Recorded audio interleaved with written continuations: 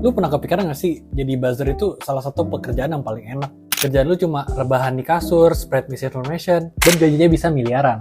Tapi gue jadi ingat satu novel yang pernah gue baca, yaitu Crime and Punishment yang ditulis oleh Fyodor Dostoyevsky. Jadi, buat kalian belum baca, novel ini menjelaskan tentang Raskolnikov, seorang pemuda yang pintar, tapi dia nggak bisa kuliah lagi karena nggak punya uang. Dan di saat yang sama, kakak perempuannya ingin menikahi seorang laki-laki yang kaya. Kakaknya sih bilang kalau dia menikahinya karena memang dia suka sama pria ini, dia emang cinta. Tapi Raskolnikov bukan pemuda yang bodoh. Dia tahu kakaknya menikahi pria ini supaya Raskolnikov bisa kuliah lagi. Jadi di dalam pikiran Raskolnikov, kakaknya tuh menjual dirinya supaya dia bisa kuliah lagi. Lalu di saat yang sama, dia menemui seorang pawnbroker yang udah tua. Dia itu nenek-nenek yang kejam, dan juga tamak dan juga kikir. Gak ada orang yang suka sama dia. Terus dia juga punya adik tiri yang dia siksa dan abuse setiap harinya. Jadi Raskolnikov kepikiran untuk membunuh nenek tua ini. Dia pikir kalau nenek ini dibunuh, semuanya untung dong. Raskolnikov, seorang pemuda yang cerdas, bisa lanjut kuliah.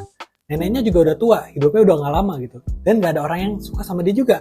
Keempat, adik tirinya yang dia siksa setiap hari bisa bebas juga. Jadi sebenarnya buku ini tuh mau menggambarkan suatu situasi di mana melakukan kejahatan itu bisa dijustifikasi dalam banyak hal. Dan akhirnya dibunuhlah nenek ini. Dan Raskolnikov ambil harta semua nenek ini. Tapi plot twistnya adalah di buku yang tebal ini gak pernah Raskolnikov satupun pakai harta neneknya yang dia curi. Kenapa?